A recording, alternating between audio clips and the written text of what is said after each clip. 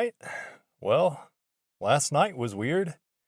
I ended up going to a house party in the projects where I was the only white person there, and I almost kinda got laid, maybe.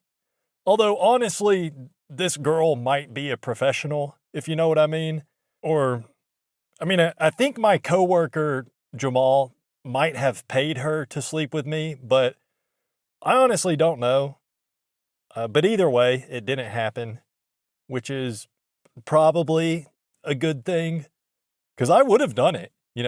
I definitely would have done it, but something about it did seem a little bit fishy. There was something kind of fishy about the whole situation, but yeah, where do I even start with this one? So at work yesterday, pretty early on in the morning, Jamal was asking me about how it's going with the Indian girl, because a couple weeks ago or whenever it was, he pressured me into trying to talk to the Indian girl that works at the car wash with us. And that was because I had told him how I'm a virgin. Then he started giving me all this advice I didn't ask for. And he wanted me to immediately go use his advice on this girl at work. So I tried. I did try talking to her, and we ended up having an okay conversation. It went better than I expected. It wasn't great, but it wasn't the worst thing in the world. And yeah, it was a nice little conversation. But at no point in that conversation did she ever give me any indication that she is interested in me. And I know that she's not. There's no chance. But ever since that happened, Jamal is just convinced that, I just got it in the bag. So, every time I've seen him since then, he's always like, I'm telling you, bro, she's about it. She likes you, bro. She likes you. I can tell. And I asked him why he thinks that. And he's just like, I know these things, bro. I'm telling you, she likes you. I know these things. And I asked him one time, okay, what specifically makes you think that? Because I am not seeing it. And he was like, she's always flirting with you, bro. She's always flirting with you, but you sleeping on her. And by the way, that's something he says all the time. I guess that's just his favorite phrase or something, because he's always saying that somebody or something is sleeping on something else.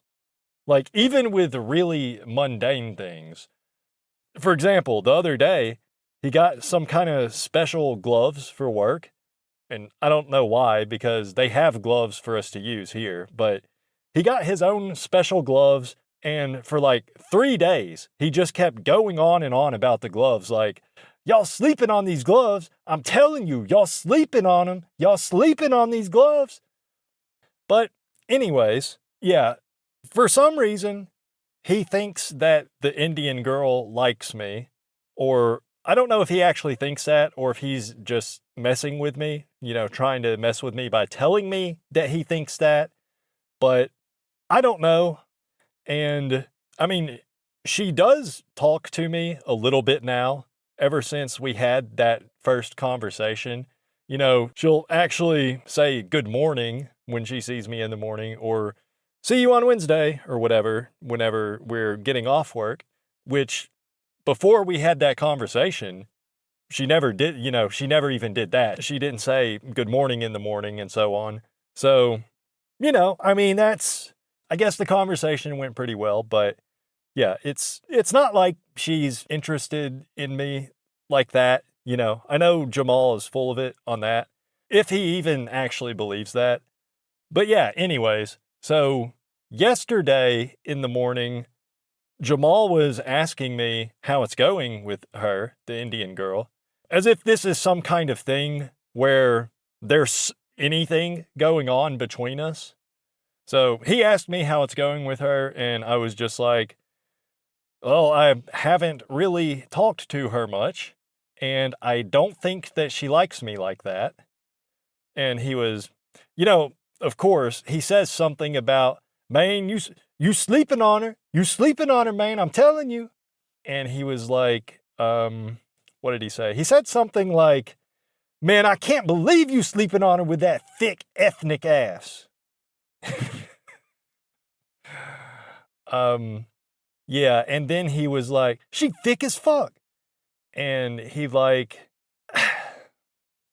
I can't do an impression of this, but basically he acted like, he said, she thick as fuck. And then he kind of mimed like he was eating a big slice of watermelon or something. So he was just, she thick as fuck. And he did the, like in a cartoon character in the Looney Tunes, if they're eating a big slice of watermelon or something.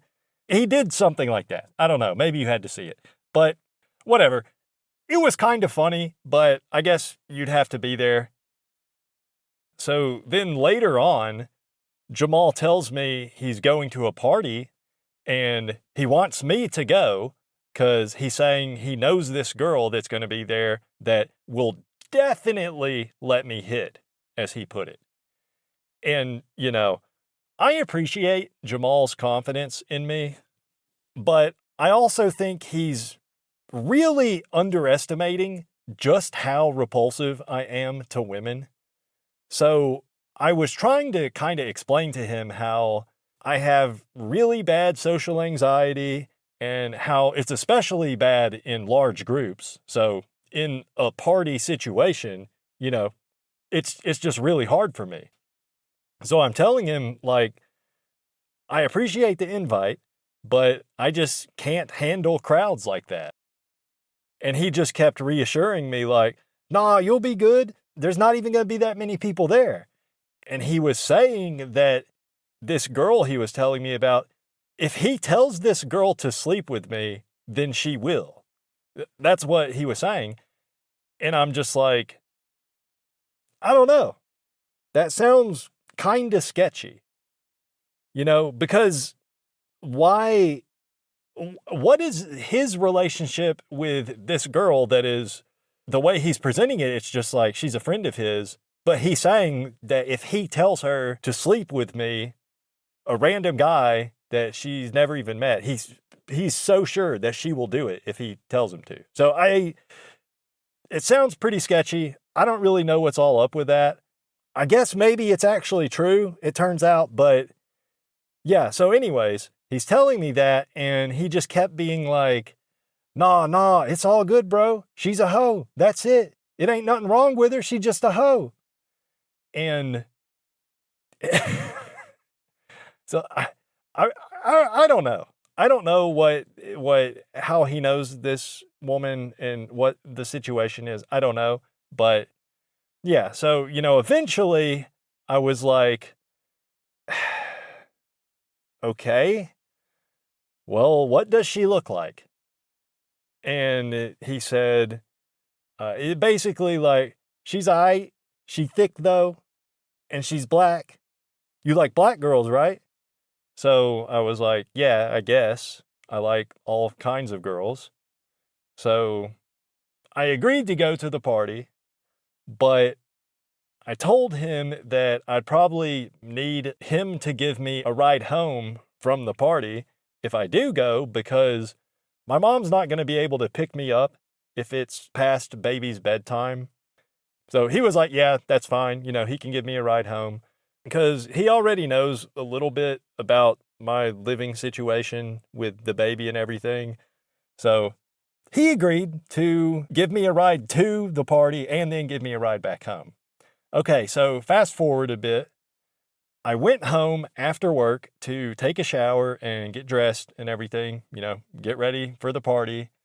So then Jamal came and picked me up around 8, I think it was about 8 p.m. So to set the scene, this party was literally in the projects, in the hood, the project houses, Section 8 housing. And it was that classic type of housing project where it's the one-story brick apartments where they're all arranged in a square with a big yard in the middle with a bunch of clotheslines. If you live in the South, I'm sure you've seen housing projects like this because they pretty much all look just about the same. At least the ones around where I live do. I might put up a picture on the screen just to show what it looks like for those that might not be familiar. But yeah, while we were driving there, Jamal was all like, "Oh, I bet you've never been to the projects before." And I was just like, "That is correct." Like, you're right. I have not been to the projects before. And I was a little bit kind of pissed that he didn't tell me beforehand that this party was literally in the ghetto, because I kind of figured it's not going to be in the best neighborhood just based on it's a party that Jamal's going to. But, I don't know what I expected. I probably should have realized where it was going to be, but, whatever. It's not really a big deal. It's not like, this isn't Detroit or the South Side of Chicago or anything like that. It's a bad neighborhood it's not that bad.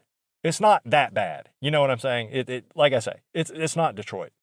So yeah, we pulled up to the party, and so the party was kind of like split between maybe like 2 to 4 different apartments because, well, it was like there was 2 apartments right next to each other that were both pretty much just full of people all night. So that was like the main party, I guess, just split between those 2 apartments. But then there was people going in and out of some other apartments all night that were nearby, like in the same little square section or whatever. So I don't know that was also officially part of the party or whatever. Like, I don't know if it would have been chill for me to just walk through one of those apartments or what, but people were going in and out of other apartments. Yeah, it was definitely a way bigger party than Jamal made it sound like when he was telling me about it, because he told me there's not even going to be that many people there, but it was a lot of people there. It was a lot more than he made it sound like it was going to be. So, obviously, as soon as I got there, I was very, extremely high anxiety at first. And I mean, really, the whole time I was there, I was on the verge of a panic attack just about the whole time. Although I did start to relax a little bit after a while. But when we first got there, I mean, as soon as we pulled up, I was thinking shit, I have made a huge mistake. As soon as I saw where we were, it was just like, oh, this was a mistake. But I was pretty much stuck there since I had rode with Jamal. So, there was no turning back. Once I was there, I knew I was stuck there for at least a few hours or something. So when we first got there, we went inside one of the apartments and we were sitting in the living room. So I'm sitting on the couch and I pretty much just stayed sitting there for the whole time I was there because I was kind of afraid to move, because I thought if I get up and I go anywhere else, then I'm just going to be standing around awkwardly. And I don't know, for some reason, sitting there awkwardly seemed like it would be slightly more comfortable or something compared to standing. I don't know. But when we first went in and I sat down, Jamal was in there with me at first, and he introduced me to some of the people that were in there, and we were all in there hanging out. And I was relatively comfortable with that, after he introduced me to everybody. I wasn't really saying much, but I was being included in the conversation, So people were more or less actually kind of making me feel welcomed, at least the few people that Jamal initially introduced me to. And I was drinking, by the way, so there's also that, as the night went on, I got progressively more. I didn't really get like drunk, but, progressively more relaxed, having a few brewskis throughout the night. And when we first got there, Jamal got us some beers out of a cooler. So that was cool. It calmed my nerves a lot, actually, after initially arriving, just to be sitting there actually feeling like I was part of a group that is hanging out, so it wasn't like I was just some random lone white guy that nobody knows in the entire party except for one person, because hey, I was actually in there with a group of people hanging out. It was if anyone like walked in at that moment and they see me and they see these other people all talking, I look like I belong. So that was good. That was nice at first. But then after not even that long, like probably like 15 minutes or something sitting in the living room, Jamal got up and he went outside. So there was basically 5 of us in that group that were all having a conversation, me, Jamal, and then 3 of his friends. And then Jamal and one other guy left. So then there was 3 of us. And in total, there was probably like 10 or more people in the room at that time, but it was just the 3 of us in that little group where we were all sitting around hanging out together. But as soon as Jamal and the other guy left, it was pretty much like an instant vibe shift, and nobody was saying anything. So we were all just sitting there awkwardly, and the other 2 guys at some point, they did that thing where they both looked at each other and kind of laughed, where it was like, the reason they laughed is because I was there being awkward, making everyone else feel awkward. So, they made eye contact with each other. And because of the awkwardness of the situation caused by my presence, they laughed a little bit. But you could tell they were trying to not laugh because they were also aware that I was there and I could see them laugh. I'm sure some of you listening to this, you've had a similar kind of experience like that. I've had that same experience play out in front of me multiple times throughout my life. It's whatever. It's not the worst thing in the world. It's not really a big deal, but it doesn't feel good when it happens. So that kind of sucked, because when I first got to the party, I was feeling very, very nervous. Then pretty quickly, I got relaxed a bit. Jamal got me a beer and kind of introduced me to some people. But then Jamal got up and left after like 15 to 20 minutes. And then, I was back to where I was when I first got there. So again, I was like very high anxiety, not feeling great. But, it is what it is. So yeah, at that point, it was just me and 2 of Jamal's friends hanging out in the living room. And eventually, one of those guys left. So then it was just me and this one other guy sitting on the couch. So, of course, he had his phone out. And so he was just looking at his phone. And I kind of wanted to do the same thing, but I also didn't want people to see me just sitting there at the party, sitting on the couch, just looking at my phone. Because, this other guy that's sitting next to me on the couch, he actually belongs at the party. He probably knows multiple people at the party, lots of people at the party. They know him. And for all I know, he lived in that apartment. It may have been his own living room. I don't really know. It may have been. But even if not, he did at least know people there, and they know who he is, I'm assuming.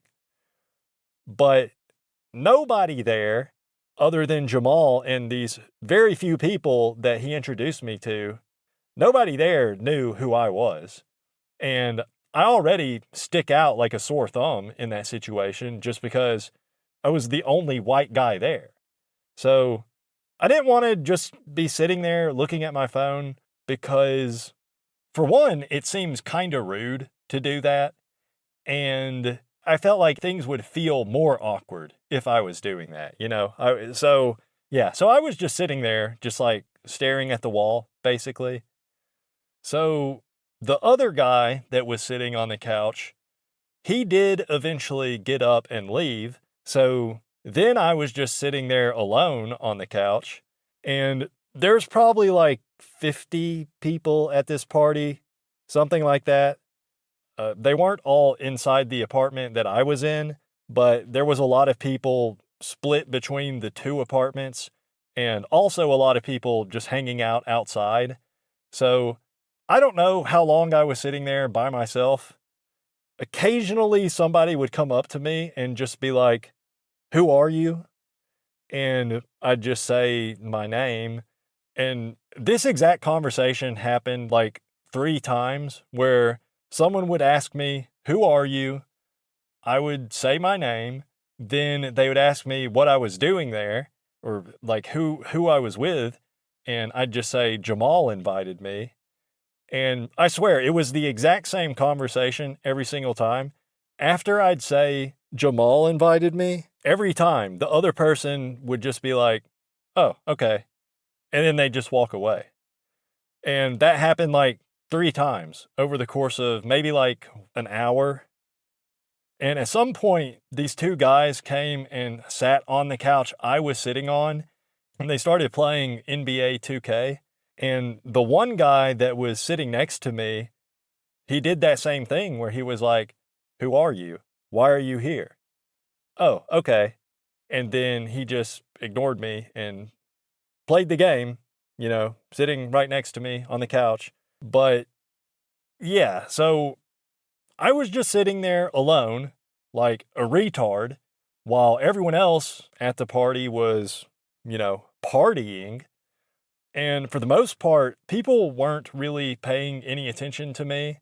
So I was just sitting there. It was like very nerve-wracking just sitting there. I really felt out of place, like I don't belong, more so than usual, as you can imagine in that setting. Yeah, I've never been in a setting like that. So yeah, but eventually Jamal came back inside and he told me to come outside with him. So then we went outside and we were sitting outside in these lawn chairs with some of Jamal's friends. And we ate some burgers because there was a guy there grilling out. And by the way, you know the whole meme where people say, "Oh, he's invited to the cookout," whenever there's like a viral video of a white guy dancing or something? Well, as a white man that actually went to a black people cookout, the food was trash. Now, I'm not sure that this party was representative of all African American cookouts, but like, first of all, I'm pretty sure the burgers were those pre-made frozen patties that are like super thin, and what it reminded me of was a burger that you would get at the concession stand at a Little League game. And the only toppings available were ketchup and mustard. So there was no cheese, no pickles, and they also had hot dogs, but it was those bright red hot dogs. And I don't know what the deal is with the red hot dogs, but the red hot dogs suck. I've only ever had them a couple times back when I was a little kid, and I remember I thought they were gross back then. But, I thought, hey, I'm hungry, so I thought I'd give them another try, and yeah, they were just as bad as I remember. I don't know, maybe somebody can enlighten me in the comments. Do black people prefer the bright red hot dogs? Or was this just like an anomaly? Because maybe this was just an anomaly, but that's what they were serving at this party. They didn't have any regular hot dogs, no bratwurst. They only had the bright red hot dogs. So the food was not very good, but whatever. It was free. All the food was free, so I can't really complain. And I did also have a bag of chips, which was a regular bag of Lay's plain potato chips. Can't really complain. decent chips. So, anyways, so I'm sitting there with Jamal and some other guy, some of his friends, and I had probably been there at the party for like 2 hours or something at this point.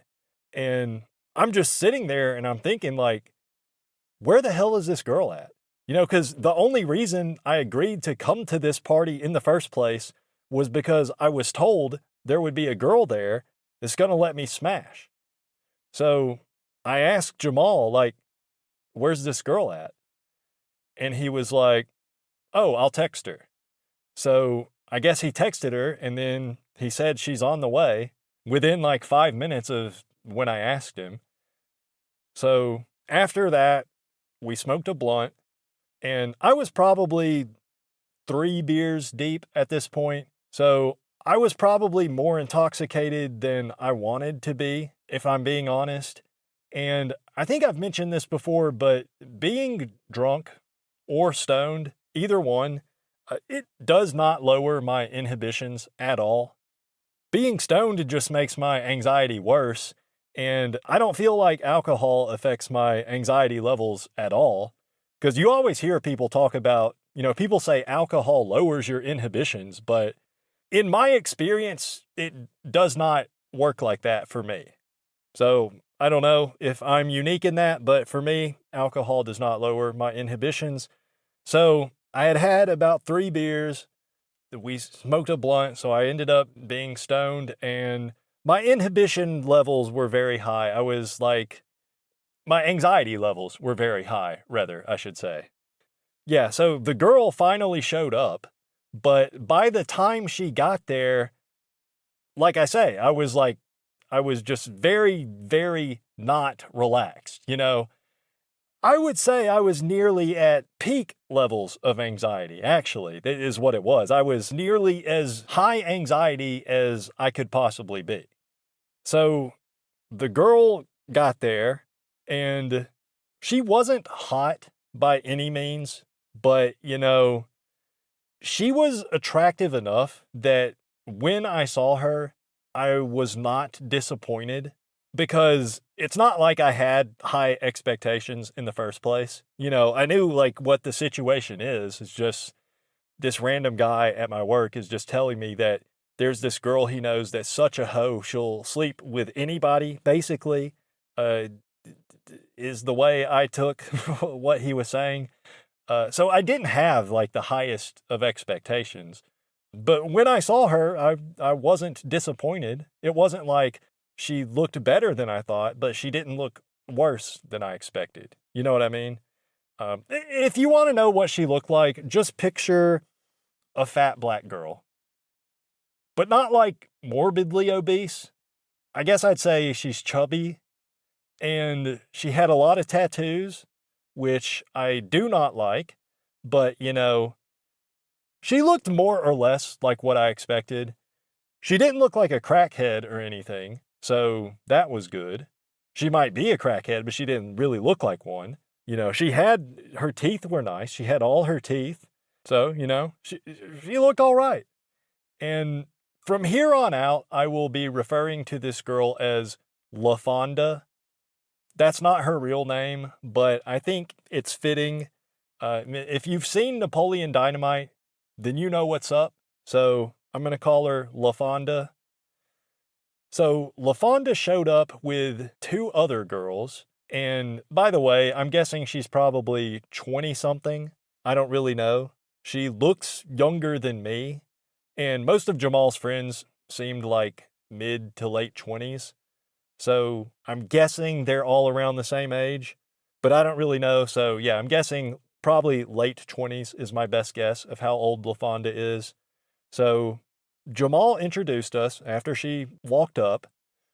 He was like, hey, this is Loser Maxing. He's my friend I was telling you about.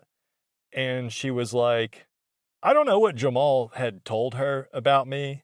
I mean, the whole situation is pretty weird. I honestly think that Jamal might have given her some drugs or something as payment for her to have relations with me, but I didn't really want to ask about that, so I didn't ask. And Yeah, I don't know. I really don't know why. I don't know. I don't know why any of this.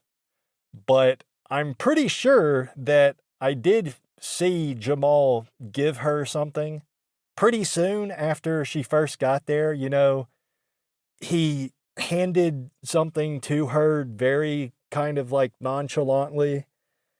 So that, that I don't know. I don't know what it was, but I do know that Jamal does sell some things as a side hustle because he didn't exactly tell me that verbatim, but he pretty much heavily implied that he sells things. But yeah, I don't know all the logistics of why this Nubian queen was willing to teach me how to Dougie, so to speak, and I don't really care to find out.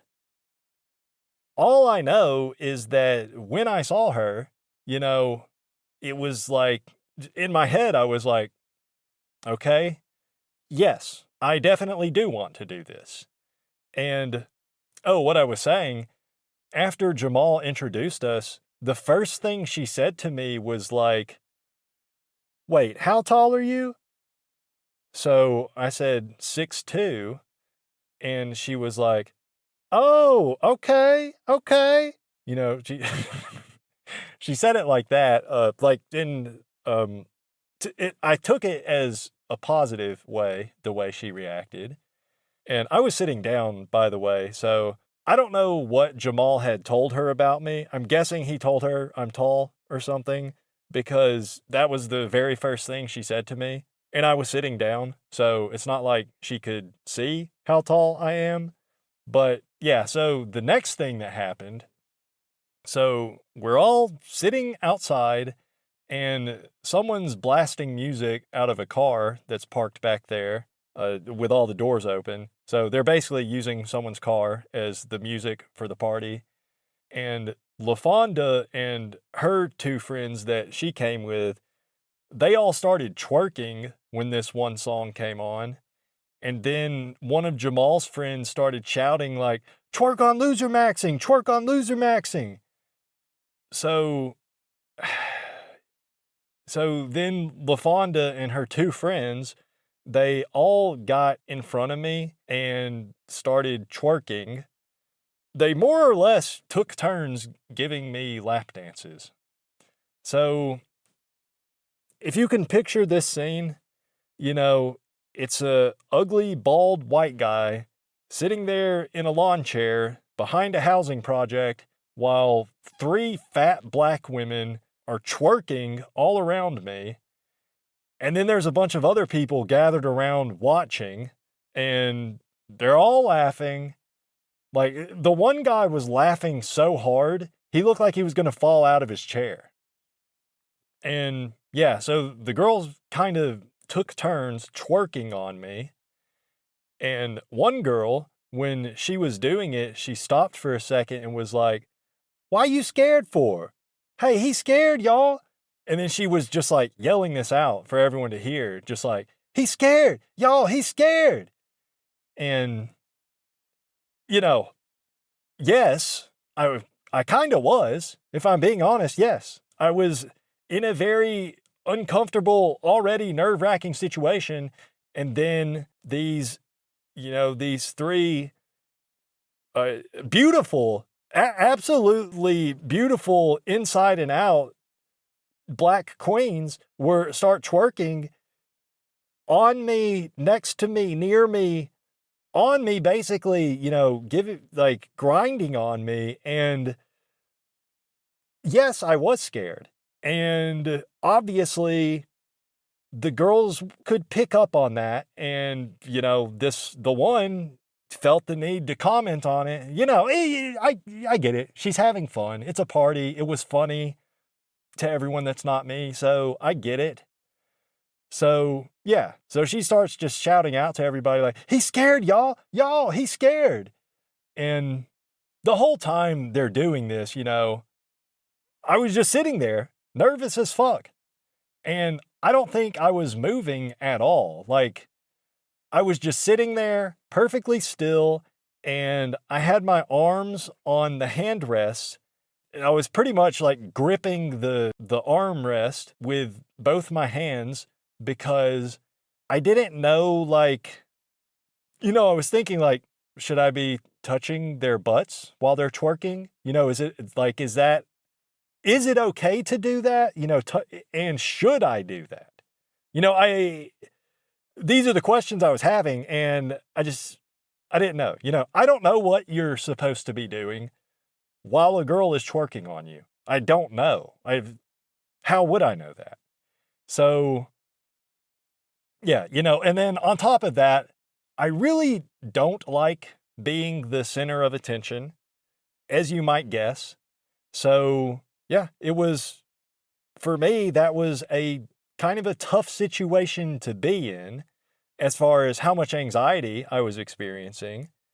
And I'm sure some of you are thinking, like, what? You've got 3 women all twerking up on you. How are you, like, isn't that a good thing? Isn't that exciting? And,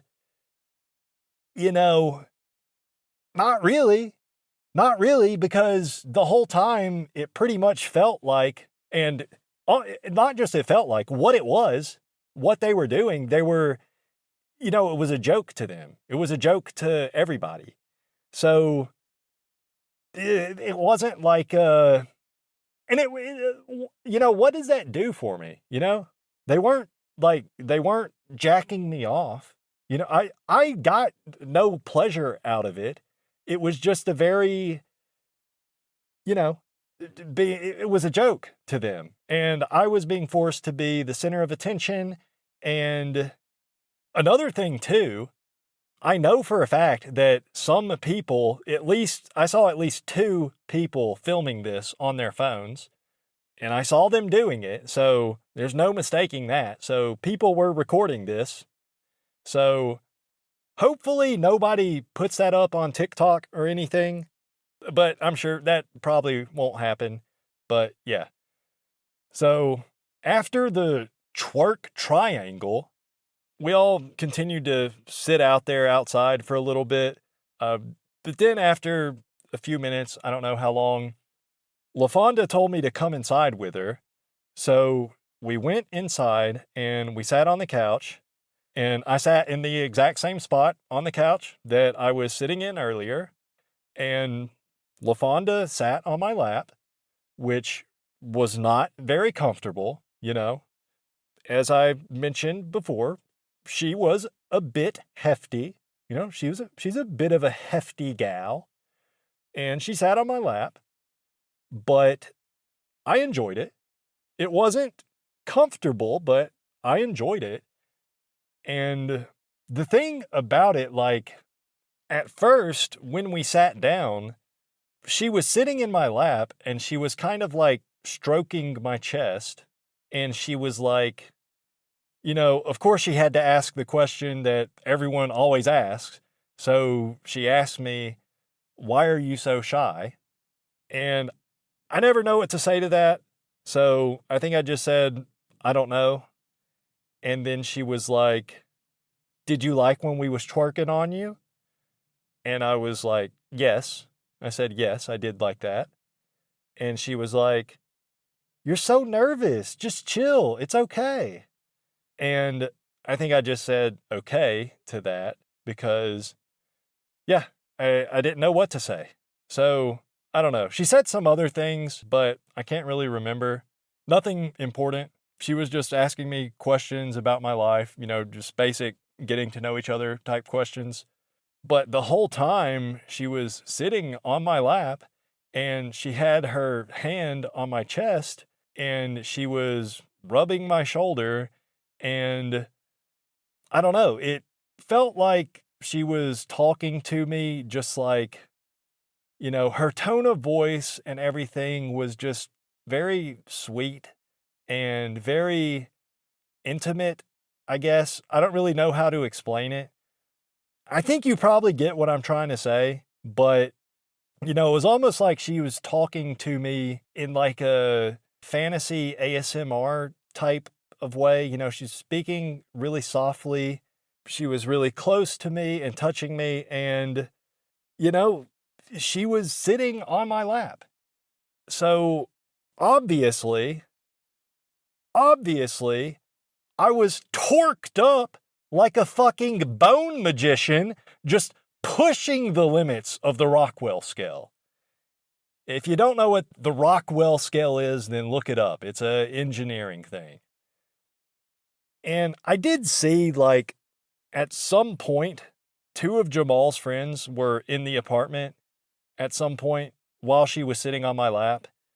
And the one guy grabbed the other guy and pointed over toward us, over toward me and LaFonda. And I couldn't hear what they were saying, but he kind of gestured, like pointed over towards us in a way as if to be like, oh, look over there. Look, it's Loser Maxing and LaFonda. And, and they both laughed.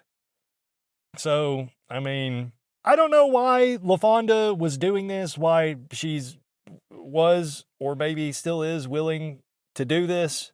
I don't know. I don't know. And looking back on it now, I definitely should not have relations with this woman, with LaFonda. I should not do that. I didn't even have any condoms or anything at the time. Hopefully she did, but I don't know. I know that I did not, but I mean, whatever. I guess it doesn't really matter anyways because nothing actually happened. So LaFonda was sitting on my lap and she was talking to me for a few minutes. Then she started looking at her phone. And so this old guy comes up and he started talking to me. And I don't know who this guy is, but he was probably like at least 60 something.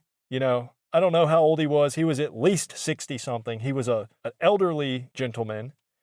And basically, the way he looked and how he talked and everything about how he was, he might have been homeless. I don't really know. But he had homeless black man energy, He just seemed like a homeless guy. So he starts saying something to me, and I could not understand him at all. Like, I could not understand this guy whatsoever. And, the music was pretty loud, but I don't think, like, even if there was no music and we were in a perfectly silent environment, I'm pretty sure I still would not have been able to understand a single word that this guy was saying just because of the way he talked. It was impossible to understand him. I already have enough trouble as it is just trying to understand what Jamal says. So add 40 years of age and 40 ounces of malt liquor to the equation, and it's just like, I'm completely lost. He might as well be speaking Chinese. I can't understand a single word he's saying. So this old guy comes up to me while I'm sitting on the couch with LaFonda sitting on my lap, and he's saying something to me. I don't know what.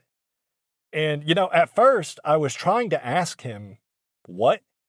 And it was like one of those things where I just couldn't understand him. So I kept saying, what? What's that? What? What'd you say? But, eventually I gave up because you know how it is when you're in that situation. It feels like the other person's going to be mad that you keep asking them what. So, yeah, I gave up on trying to figure out what he was saying. And I just started nodding and smiling. So he would maybe think that I understood him and maybe he would just leave me alone. I was hoping he would just go away. But then he started to look like he was getting angry. And I don't know if he was, but I'm pretty sure it seemed like he was getting angry. But again, I have no idea what he was saying. So I'm just kind of going off of like body language and the general tone of the sounds he was making with his mouth that could hardly be classified as words. Certainly not in the English language. But yeah, I don't know, whatever. Maybe it was just that the music was loud, but I couldn't understand him. He started getting angry. And so this guy was standing up. And remember, I'm sitting down on the couch and LaFonda is sitting in my lap.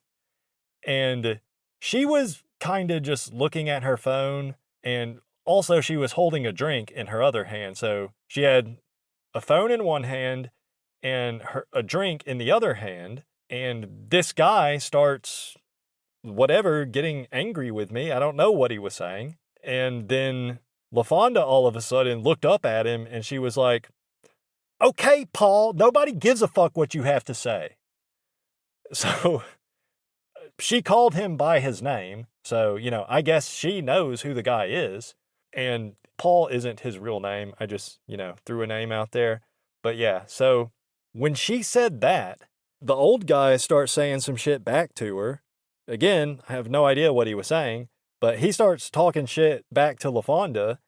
And then the next thing I know, the old guy had knocked LaFonda's drink out of her hand and just spilled it all over. I mean, it mostly got on my pants leg and a little bit on the couch, a little bit on the floor. He knocked her drink out of her hand. And I don't think that he meant to do it because it didn't look like he was trying to swipe her drink out of her hand or anything. It just looked like he kind of stumbled into her because he's drunk. So I don't think he did it intentional. I mean, I'm pretty sure, like the way, because I saw all this happening like 3 feet away from me. And I'm pretty sure it was kind of an accident, but the guy was acting belligerent. So, whatever.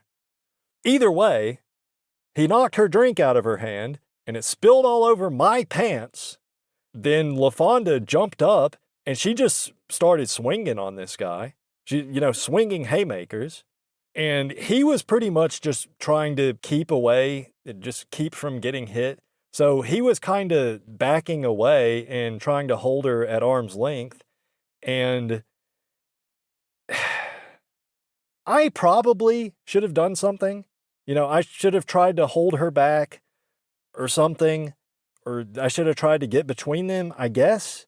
But also, I had just met LaFonda like less than an hour before this was happening, so I was afraid if I did try to restrain her that she would turn her wrath on me. So I didn't feel comfortable doing anything.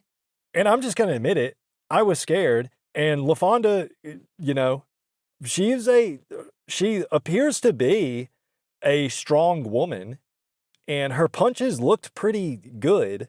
So, I just sat my white butt down and listened to the strength of her physical. I don't know what I'm saying, but I didn't do anything. Okay. I was trying to be funny there. Couldn't really pull it together. It is what it is. So LaFonda's swinging on this guy after he knocks her drink out of her hand. I'm just sitting there like hoping that I don't get hit or something.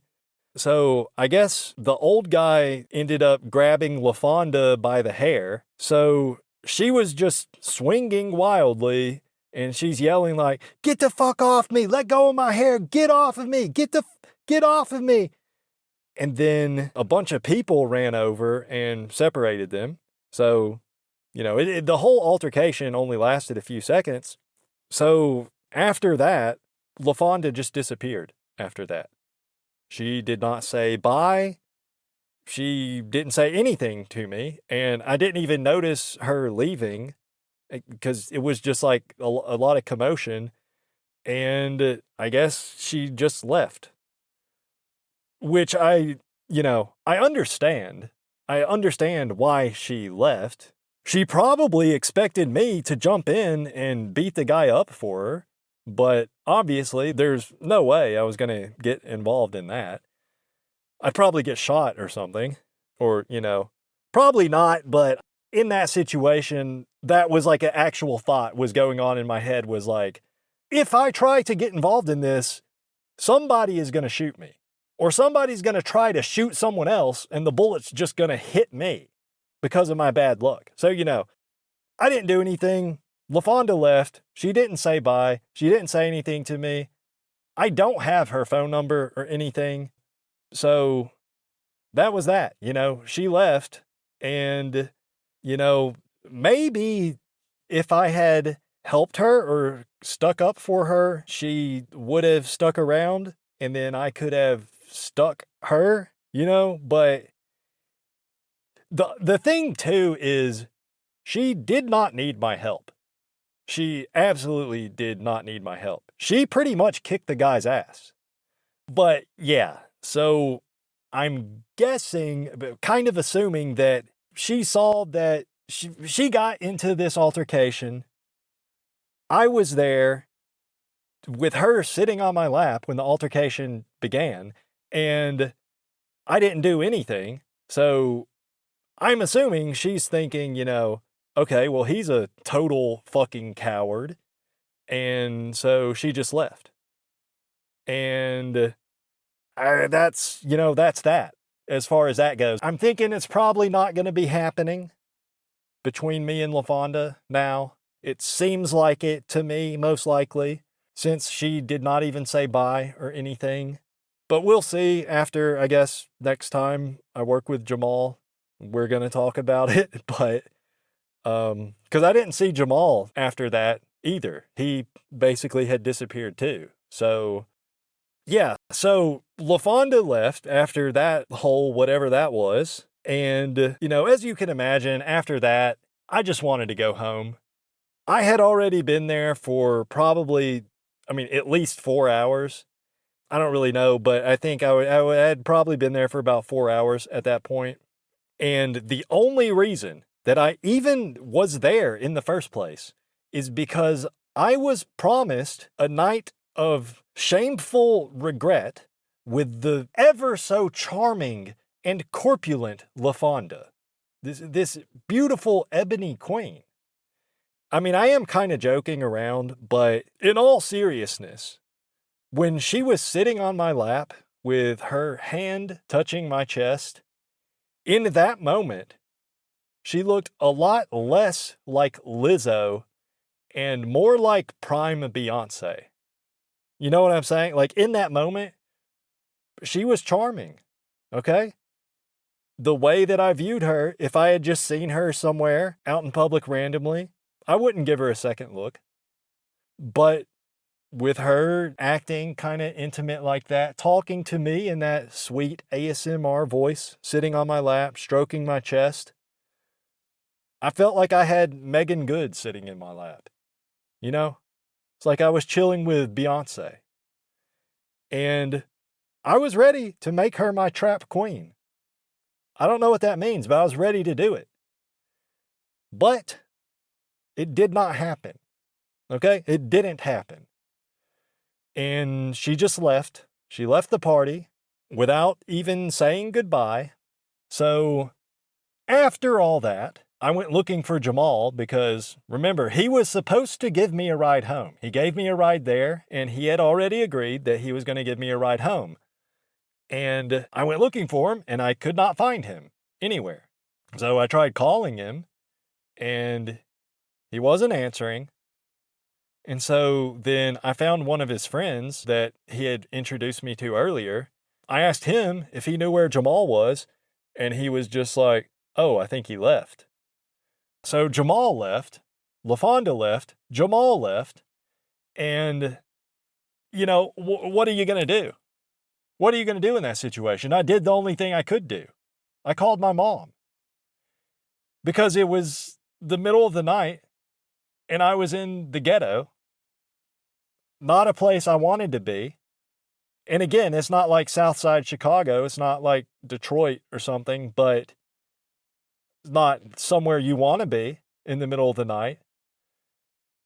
And so I tried to call my mom, which I did not want to do because it was already like way past the baby's bedtime. And if my mom was going to come pick me up, then she would have to wake the baby up to put him in the car and everything. But she didn't answer anyways. So I tried to call my mom and she didn't answer.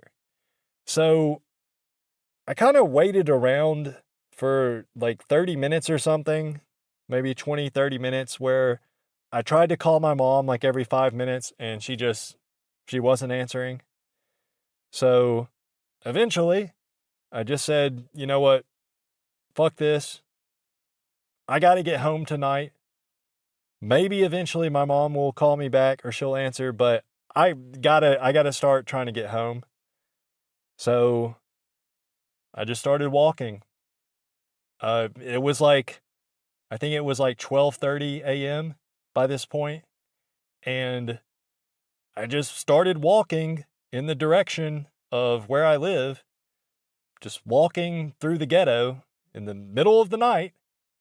And again, I keep saying this, but I don't feel like I was like in danger. It's not like Gary, Indiana or Detroit or anything I don't live in the most dangerous city in it was a bad neighborhood.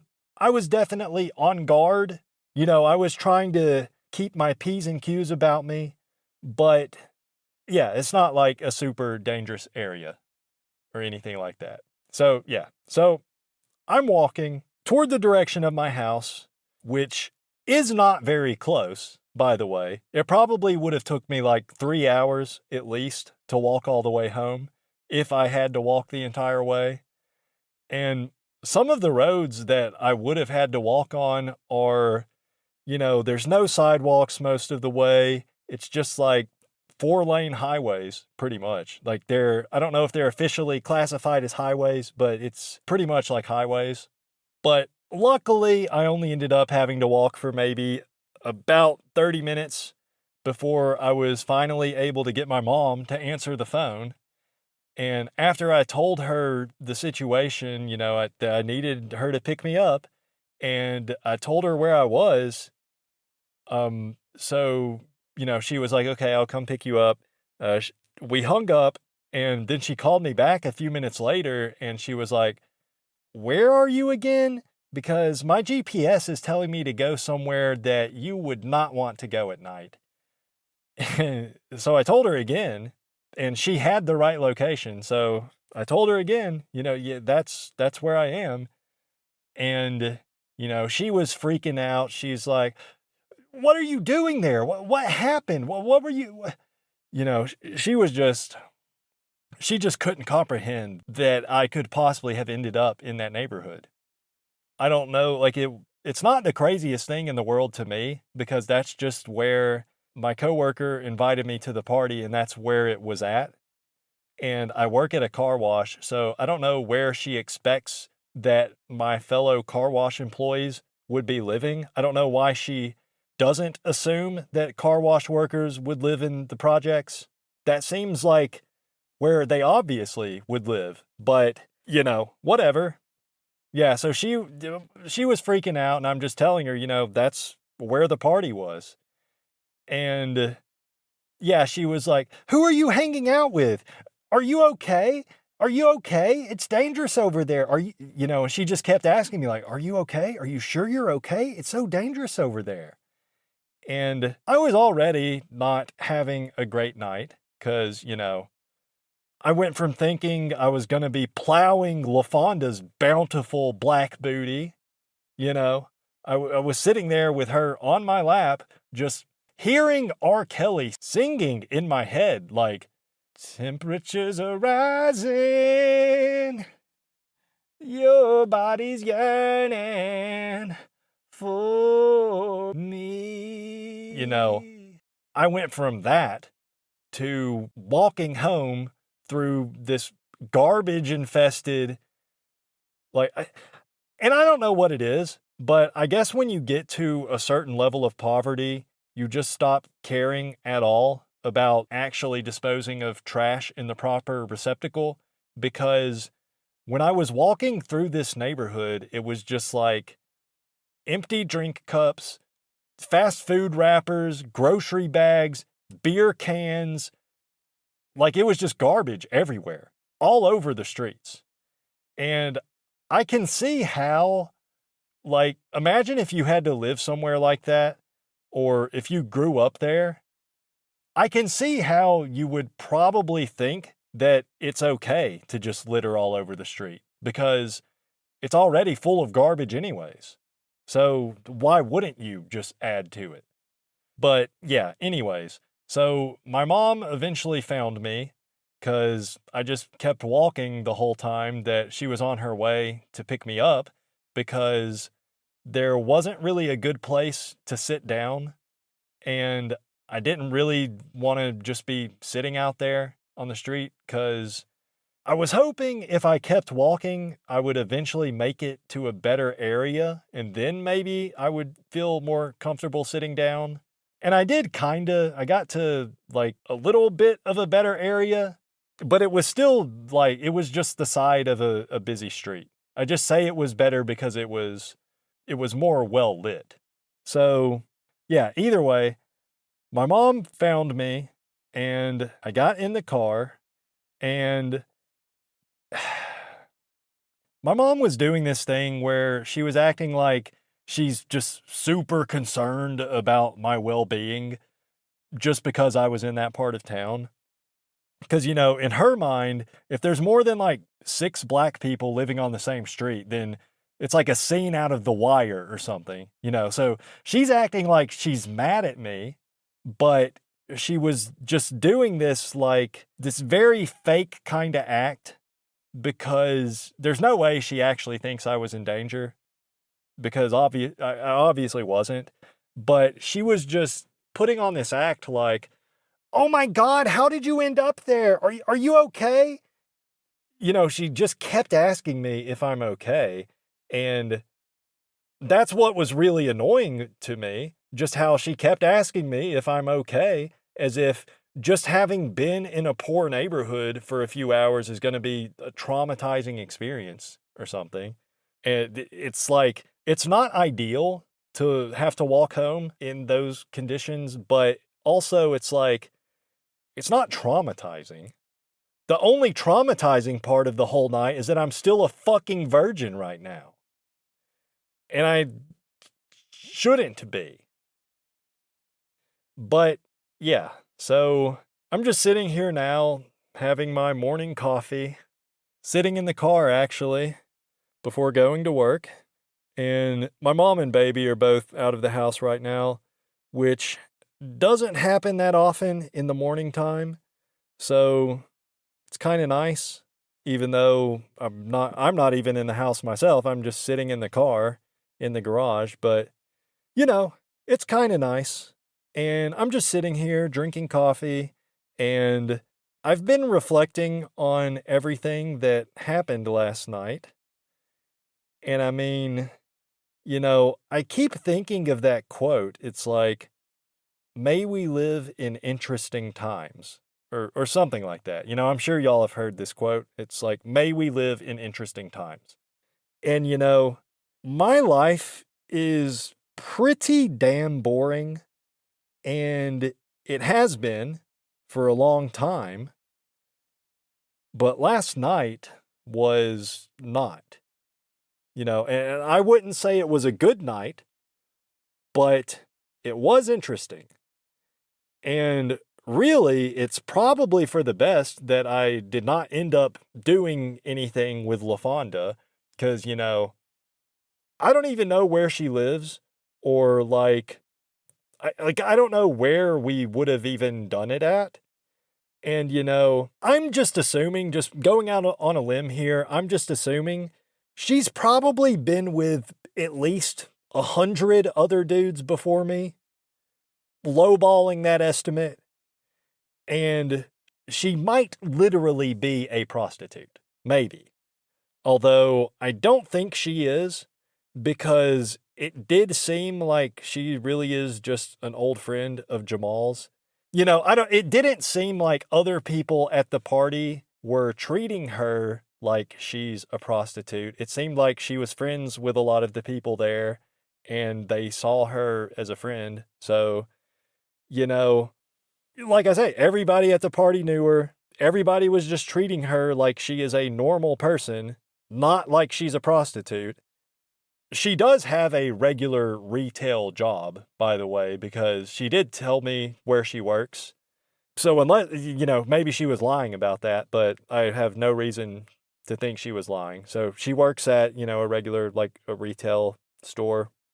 But yeah, I keep thinking, I think if I had actually gone through with it and this had actually happened, maybe this is just cope. But if it had happened, the real thing probably would not even be as good as my imagination of what could have happened. Because as it is, I'm pretty sure that I just unlocked a new lifelong fantasy that I'm going to be replaying in my mind for as long as I live. But if we had actually got jiggy with it, if you know what I'm saying, who knows what could have happened? I probably would have went total freeze cell mode, or I would have had a dysfunction or something. And then instead of having this lifelong fantasy imagination scenario that I have now, I would have ended up instead with a lifelong cringe memory that keeps me up at night. So, yeah, maybe this is just the caffeine talking, but I feel pretty good right now. I feel pretty good about everything about last night and the party, and I don't know, I felt like it was kind of a fun time. I mean, I don't know, it's not impossible that I might even get another chance with LaFonda. Although it probably is for the best to just leave it at that, just leave it be. But next time I see Jamal at work, I'm pretty sure, we're going to talk about it. He'll be asking me about what happened if he hadn't already heard. I don't know if he heard about the whole altercation or whatever you want to call it, because I'm assuming he had already left the party by the time that happened. So he might not even know that LaFonda left early. So I'm sure we'll talk about it. If he tells me that LaFonda has said anything to him about me, or that she's still willing to give it a shot, it's easy for me to say right now that it's like, oh, it's actually for the best that nothing happened. But, if I get another shot, then, that's going to be hard to turn down. It's going to be hard to turn down. So I probably wouldn't. But yeah, I'm just sitting here thinking about everything that went down, and it's like, I think I told this story in maybe the very first video I ever posted on this channel, but one of the only times prior to this that I had actually gone to a house party was back when I was like, I think I was 15, maybe 16, but basically I was only at that party for like, I don't even know, like 30 minutes. Like I basically just walked in and some guy tried to pick a fight with me. And it was kind of traumatizing, it was really humiliating because, nothing really happened. I basically just ran away. And I always play that back in my head, just like, I should have just talked shit back to the guy that was picking a fight with me. I should have fought him. I should have fought him. At least then I'd have my self-respect. I probably would have lost. He was older than me, but it is what it is. But the reason I'm saying this is, that was like the last time I went to a house party. And then I went to a house party last night and it went, I feel like I was cool. I think I was kind of a cool guy at the party, Yes, people did kind of, in a way, people were kind of treating me like I was a joke. And I get it. I was this nerdy looking middle-aged white guy at their party in the hood. And then all these black girls started twerking on me and basically giving me lap dances. And yes, that's fun. I understand that's funny. I don't think that most of the people at least meant it maliciously, that they were kind of laughing along at this situation, because all of Jamal's friends that I met were pretty cool. Seemed pretty cool to me, you know. They treated me well enough. So it was a good party experience, I guess. I kind of feel like last night was a positive experience for me. It wasn't perfect. I had to walk home But all of that, it makes for an exciting story. So even that, the fact that I had to walk home through the bad neighborhood in the middle of the night, even that makes for a nice story. It's not, and I don't even mean like just for, me being able to tell the story and it being a cool story. I just mean in the sense that I know that I experienced that and it's like a cool memory for me to think about from time to time. So, yeah, I went to a party in the hood. I got invited to the cookout. The food was trash. I got twerked on by a bunch of fat black women, and I did not have coitus with anybody, and I probably won't ever in my whole miserable life, but last night I was pretty close. And a woman sat in my lap, and she was talking to me in a kind of sexy but tough, like a tough, sexy ghetto ASMR type of thing that I was really into. I'm actually gonna look and see. And if any of you know, let me know in the comments if you know of any black woman ASMR YouTubers or anything that I could listen to. I'm just kidding, but seriously though, leave it in the comments if you know. And if you enjoyed listening to me attempt to tell this story I know this has not been very organized, but if you enjoyed listening to my story, then please like the video. Please subscribe if you have not already. It really helps me out. Leave a comment if you'd like. And thank you for listening or watching, whatever.